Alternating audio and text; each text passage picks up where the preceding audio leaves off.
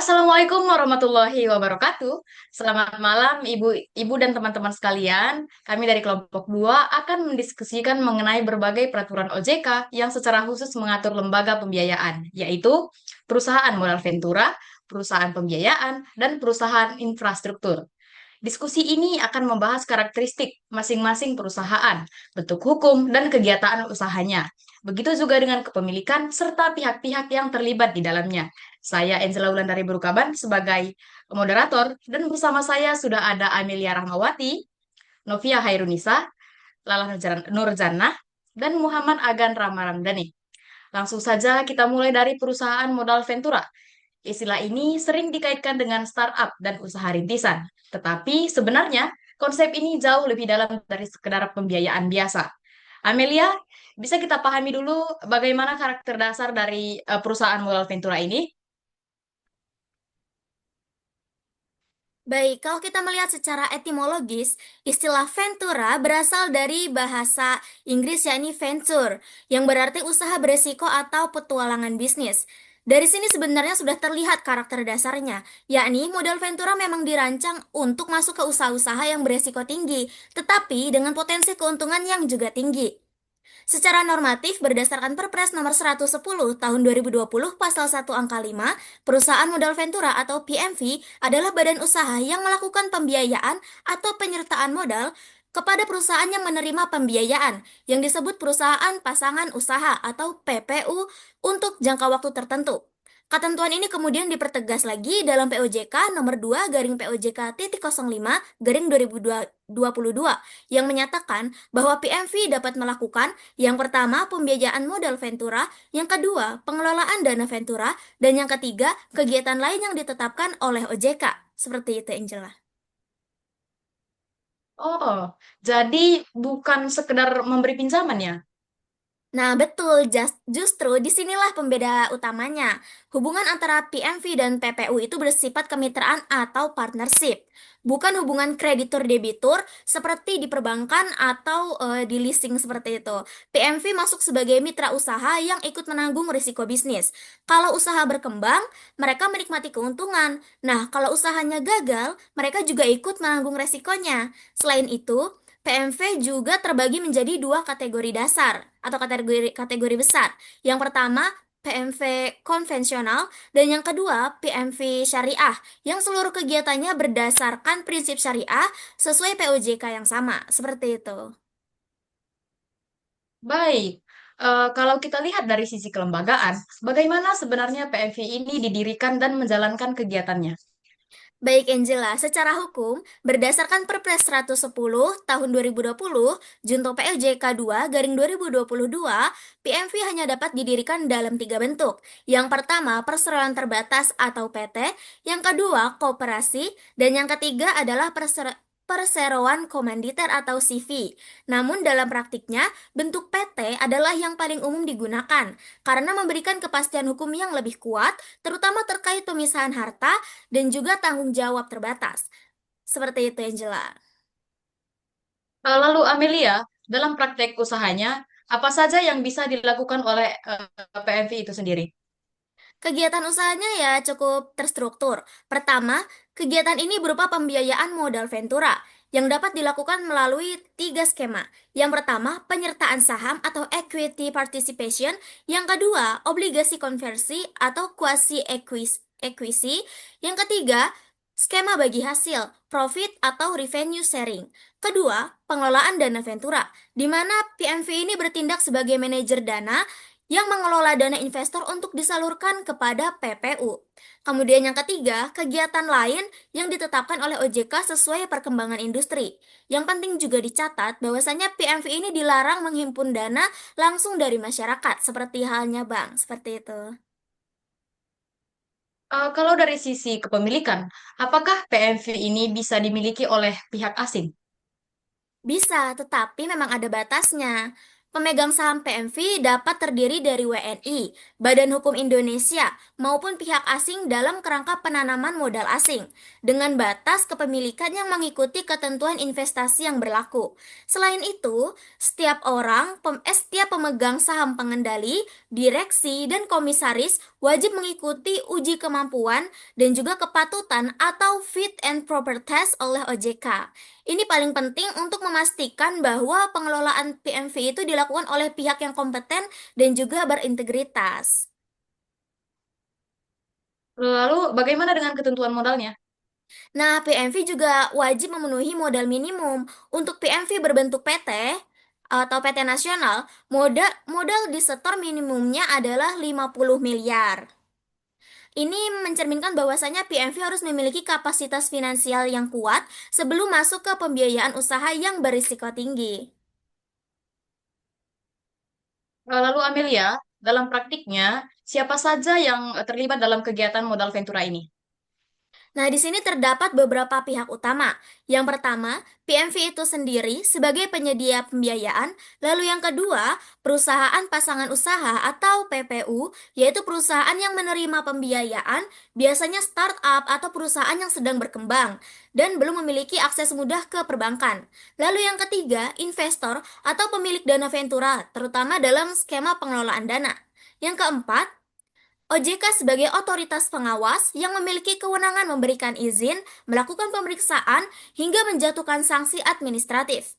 Kelima, organ internal seperti direksi dan komisaris yang bertanggung jawab atas kepatuhan dan tata kelola perusahaan. Semua hubungan hukum ini dituangkan dalam perjanjian yang mengikat dan berada dalam pengawasan regulasi OJK. Begitu, Angela. Baik, terima kasih Amelia. Jadi, dapat kita lihat bahwa modal ventura bukan sekedar lembaga pembiayaan biasa, tetapi instrumen pembiayaan berbasis kemitraan yang secara hukum diatur ketat, memiliki struktur kelembagaan jelas, persyaratan modal yang kuat, serta melibatkan berbagai pihak dalam ekosistem investasinya. Oke, sekarang kita masuk ke jenis lembaga yang paling sering kita temui dalam kehidupan sehari-hari, yaitu perusahaan pembiayaan. Novia dan Lala mungkin bisa mulai menjelaskan kenapa perusahaan pembiayaan ini sangat familiar di masyarakat. Baik, Angel. Kalau kita lihat dari praktiknya, perusahaan pembiayaan itu sebenarnya lembaga keuangan yang menyediakan pembiayaan barang atau jasa kepada masyarakat. Dulu, orang lebih mengenalnya sebagai leasing. Jadi, ketika seseorang membeli motor secara kredit atau perusahaan membeli alat berat secara cicilan, biasanya itu di situ ada peran perusahaan pembiayaan. Secara hukum, perusahaan pembiayaan adalah badan hukum yang melakukan pembiayaan barang dan atau jasa kepada masyarakat baik dengan memberikan pinjaman maupun membeli piutang dari pihak lain. Berarti bukan cuma sekedar cicilan motor ya? Betul sekali, Angel. Ruang lingkup usahanya itu mencakup sewa guna usaha, anjak piutang, pembiayaan konsumen, dan usaha kartu kredit. Jadi, cukup jadi cakupannya itu cukup luas, walaupun yang paling populer memang pembiayaan multiguna seperti kredit, kendaraan, atau barang elektronik. Baik, Lalah kalau kita eh, berbicara dari sisi kelembagaan, apakah semua perusahaan pembiayaan itu harus berbentuk PT? Nggak selalu seperti kayak gitu, Njal. Menurut regulasinya, perusahaan pembiayaan bisa berbentuk perseroan terbatas atau PT dan koperasi. Namun dalam praktiknya, mayoritasnya itu berbentuk PT. Begitu, Njal. Baik, kalau jenis usahanya sendiri dibagi bagaimana ya? Oke, selanjutnya akan jawab ya Angel. Dalam POJK sendiri dijelaskan bahwasanya jenis kegiatan usaha dari eh, perusahaan pembiayaan dibagi menjadi beberapa kategori. Yang pertama yaitu pembiayaan investasi, yang ini tuh biasanya berkaitan dengan barang modal seperti mesin atau alat berat. Nah, yang kedua itu ada pembiayaan modal kerja.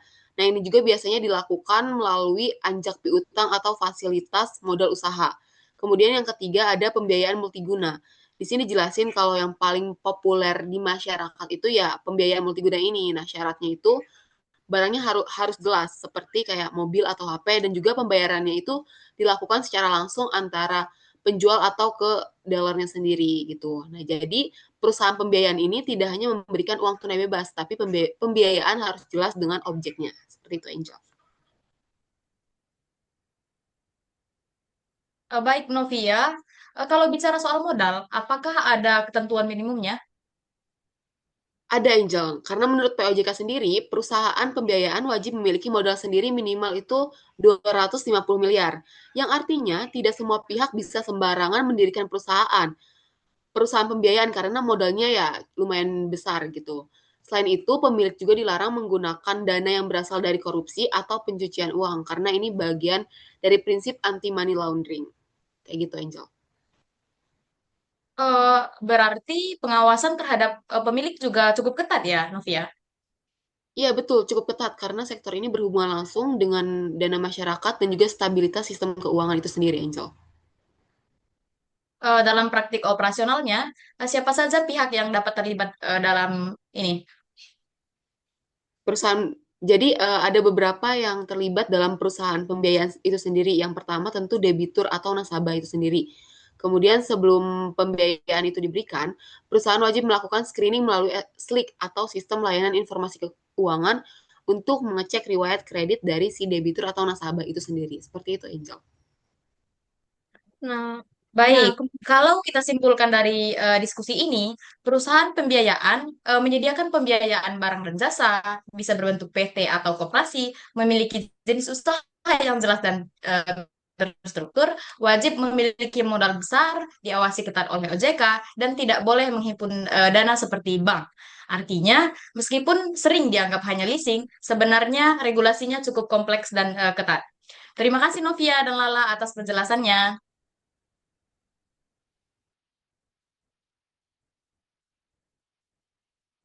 Oke, sekarang kita masuk ke pembahasan yang menurut saya paling berat skalanya, karena ini berkaitan langsung dengan pembangunan nasional. Kita bicara soal perusahaan pembiayaan infrastruktur.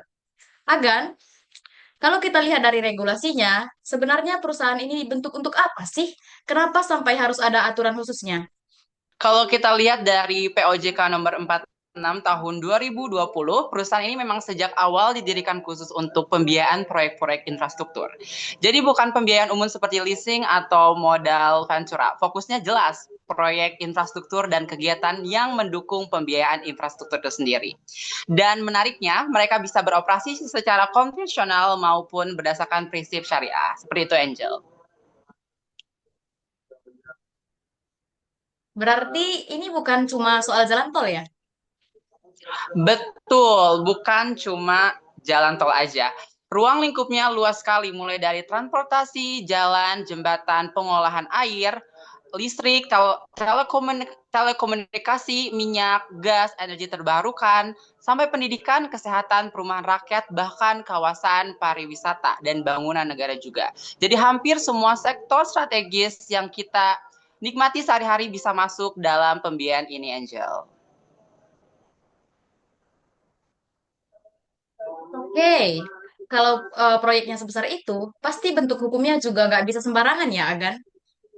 Exactly, benar banget. Regulasinya mewajibkan perusahaan ini berbentuk PT atau perseroan terbatas. Jadi harus punya struktur tata kelola yang jelas dan profesional. Karena proyeknya yang dibiayai nilainya besar dan jangka panjang, maka bentuk hukumnya harus kuat juga.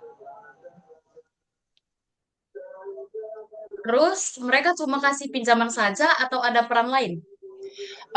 Tidak hanya pinjaman, kegiatan utamanya memang seperti direct lending, refinancing, dan pembiayaan subordinasi, tapi mereka juga bisa menjalankan penugasan dari pemerintah untuk fasilitas tertentu. Selain itu juga kegiatan pendukungnya seperti memberi dukungan kredit, jasa konsultasi, penyertaan modal, bahkan pencairan pasar swap untuk pembiayaan infrastruktur. Jadi mereka bukan sekedar kasih uang, tapi ikut menguatkan struktur pembiayaan proyek. Berarti proyeknya Seperti strategis itu, ya, Angel. Agan. Kalau kalau punya proyeknya strategis, pasti soal kepemilikannya juga diatur ya. Betul. Dan hukum Indonesia, pemerintah pusat maupun daerah, tetapi investor asing juga bisa masuk. Terkecuali karena ada peraturannya itu sendiri. Tapi ada batasannya, misalnya tidak total kepemilikan asing itu tidak boleh lebih dari 85% dari modal yang disetor, kecuali perusahaan tersebut berbentuk perseroan terbuka. Artinya negara tetap membuka investasi, tetapi juga menjaga kontrol atas sektor strategis. Demikian, Angel. Nah, di dalam perusahaan itu sendiri, siapa saja agan yang punya peran penting? Strukturnya cukup lengkap. Ada pemegang saham pengendali, yaitu pihak yang mempunyai minimal 25 punya kendali minimal 3 orang yang menjalankan operasional, ada dewaris minimal harus komitmen Dewan Pengawasan Syariah, dan ada juga ketentuannya itu yaitu adanya debitur sebagai penerima pembiayaan, dan yang terakhir yang paling penting adalah OJK sebagai pengawas dan pemberi izin. Seperti itu, Angel. Baik, Agan, kalau kita simpulkan dari obrolan ini, perusahaan pembiayaan infrastruktur bukan hanya lembaga keuangan biasa. Mereka berfokus pada proyek strategis nasional, wajib berbentuk PT, memiliki batasan kepemilikan asing, struktur pengurusannya diatur ketat, dan berada di bawah pengawasan OJK. Artinya, ini bukan sekedar bisnis, tapi bagian dari mekanisme pembangunan negara. Terima kasih, Agan, atas penjelasannya. Dari seluruh Iya. pembahasan, kita dapat melihat bahwa meskipun sama-sama berada dalam lingkup lembaga pembiayaan, masing-masing karakter dari perusahaan tersebut berbeda-beda. Modal Ventura berfokus pada penyertaan modal dan pengembangan usaha. Perusahaan pembiayaan melayani pembiayaan barang dan jasa untuk masyarakat luas, serta perusahaan pembiayaan infrastruktur mendukung proyek strategis nasional. Semua diatur dan diawasi oleh OJK untuk menjaga stabilitas dan kepastian hukum di sektor keuangan. Dengan adanya regulasi yang jelas, diharapkan lembaga pembiayaan dapat berjalan profesional, transparan, dan mendukung pertumbuhan ekonomi nasional. Demikian diskusi dari kami kelompok 2. Terima kasih atas perhatian dan kesempatannya. Wassalamualaikum warahmatullahi wabarakatuh.